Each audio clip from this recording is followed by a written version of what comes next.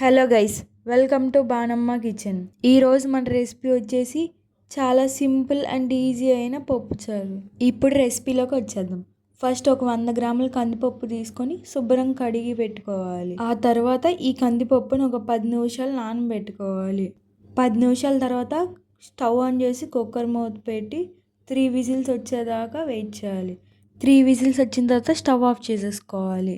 ఇప్పుడు ఆ పప్పులో కొంచెం సాల్ట్ వేసుకొని అలాగే కొంచెం వాటర్ కూడా పోసుకొని బాగా మెత్తగా మెదుపుకోవాలి పప్పుని. అలాగే ఈ పప్పుచారులోకి మనం కొంచెం చింతపండు నానబెట్టుకోవాలి. ఇప్పుడు మనం దీంట్లోకి వెజిటేబుల్స్ కట్ చేసి పెట్టుకోవాలి. ఒక టమాటా వేసుకోవాలి, ఒక ఆనియన్, అలాగే 2 పచ్చిమిర్చి. ఇప్పుడు కట్ చేసుకున్న వెజిటేబుల్స్ కూడా వేసుకొని లో ఫ్లేమ్లో కొద్దిసేపు మరగనియాలి. ఆ చింతపండు వాటర్ని ఈ పప్పులో వేసుకోవాలి. ఇప్పుడు ఒకసారి బాగా మిక్స్ చేసుకోవాలి మొత్తం. ఎప్పుడైతే మరగడం స్టార్ట్ అయిద్దో అప్పుడు మనం దీంట్లోకి కారం వేసుకోవాలి. నేనైతే 1.5 స్పూన్ కారం వేసుకున్నాను. మీకు టేస్ట్కి తగ్గట్టుగా కారం వేసుకోండి. చూడండి, మరగడం ఇలా స్టార్ట్ అయిందనుకో వీడియోలో చూపిస్తున్నట్టుగా మనం ఇప్పుడు పోపు పెట్టుకోవాలి. ఫస్ట్ కడాయిలో 3 స్పూన్ల ఆయిల్ వేసుకోవాలి. తర్వాత 4 వెల్లుల్లిపాయలు వేసుకోవాలి, 4 రెబ్బల కరివేపాకు వేసుకోవాలి, అలాగే 2 ఎండుమిరపకాయలు వేసుకోవాలి. బాగా ఫ్రై చేసుకోవాలి. తర్వాత ఇందాక మనం ఉడికించుకున్న పప్పుచారుని ఇప్పుడు దీంట్లో వేసుకోవాలి. ఇంకా మన పప్పుచారు రెడీ అయిపోయింది. మనం లాస్ట్లో కొత్తిమీర చల్లుకొని దించేసుకుంటే మన టేస్టీ అయిన పప్పుచారు రెడీ. ఇప్పుడు మన నెక్స్ట్ రెసిపీ వచ్చేసి ఆలూ ఫ్రై. ఎలా చేయాలో ఇప్పుడు చూద్దాం. ఫస్ట్ ఒక 5 బంగాళదుంపలు తీసుకోవాలి. దాని మీద ఉన్న పొట్టును మొత్తం పీలర్ ద్వారా తీసేసుకోవాలి శుభ్రంగా, వీడియోలో చూపిస్తున్నట్టుగా. ఇప్పుడు అన్నీ తీసేసుకున్నాం కదా, ఇప్పుడు ముక్కలు ఎలా కట్ చేయాలో నేను చూపిస్తాను వీడియోలో. ఇప్పుడు వీడియోలో చూపిస్తున్నట్టుగా ఫస్ట్ మధ్యలో కట్ చేసుకోవాలి. ఆ తర్వాత చిన్న చిన్న పీసెస్ కట్ చేసుకోవాలి.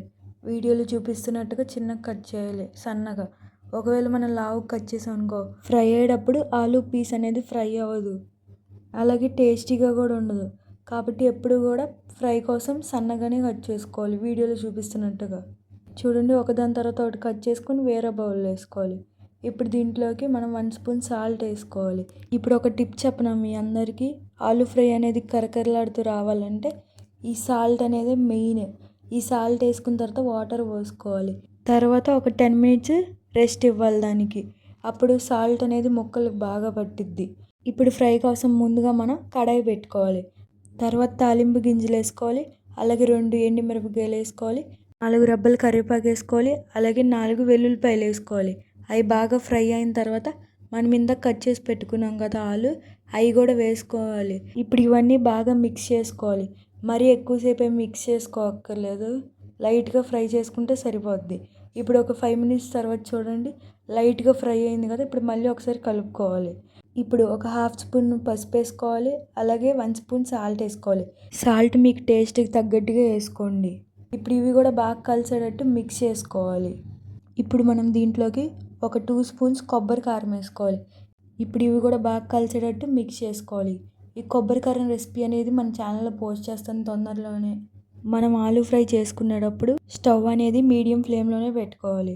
చూడండి, అంతే, చాలా easy and simple aloo fry కూడా రెడీ అయిపోయింది. ఇప్పుడు మనం ఉప్పుచారులో కాంబినేషన్గా ఉప్పు మిరపకాయలు వేపుకుంటున్నాము వీడియోలో చూపిస్తున్నట్టుగా. చూడండి, అలాగే దీంట్లోకి అప్పడాలు కూడా వేయించుకున్నానండి నేను. ఒకసారి పప్పుచారు అలాగే పొటాటో ఫ్రై ట్రై చేయండి, ఎలా వచ్చిందో కామెంట్ కూడా చేయండి. చూడండి, పప్పుచారు ఎంత సింపుల్ అండ్ ఈజీగా అయిపోయింది. చూడండి, ఇప్పుడు వేడి వేడి అన్నంలో పప్పుచారు వేసుకొని అలాగే పొటాటో ఫ్రై వేసుకొని దీంట్లో కాంబినేషన్గా ఒక అప్పడము, అలాగే ఇందాక వేపుకున్న ఉప్పు మిరపకాయలు వేసుకొని తింటే ఆహా ఎంత బాగుంటుందో. మా వీడియోలు కనుక మీకు నచ్చినట్టయితే లైక్ చేయండి, షేర్ చేయండి అండ్ సబ్స్క్రైబ్ చేయండి. అలాగే మీకు ఏమైనా కుకింగ్ వీడియోస్ కావాలంటే కామెంట్ కూడా చేయండి. Thanks for watching.